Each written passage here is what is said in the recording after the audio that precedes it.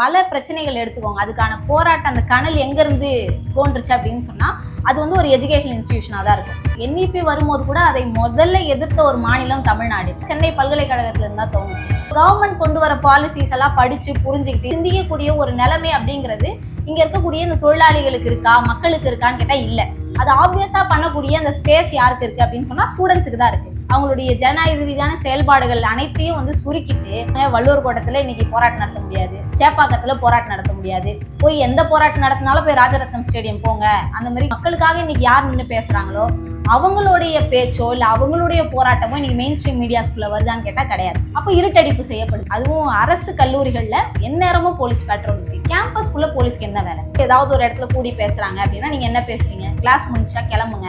இந்த hair style நீங்க ஏன் வச்சுட்டு வரீங்க? எந்த டைமுக்கு வரீங்க? கேம்பஸ் ஐடி கார்டு எங்க? இதையெல்லாம் பரிசோதிக்கக்கூடிய ஒரு ஆளா காவல்துறை மாதிரி இருக்கிறாங்க. ஒரு மாணவரை யாரு ஒழுக்கப்படுத்த முடியும்? அங்க இருக்கக்கூடிய ஆசிரியர் தான் அந்த வேலையை செய்யணும். ஆனா அதை விடுத்து ஏதோ குற்றவாளிகளை போல இன்றைக்கு மாணவர்களை அணுகக்கூடிய ஒரு வேலையை தமிழ்நாடு போலீஸும் செஞ்சுக்கிட்டு இருக்கு. அதுக்கு அரசு வந்து உடந்தையா இருக்கு அப்படிங்கிறது தான் நாம வந்து சொல்ல வேண்டியிருக்கு.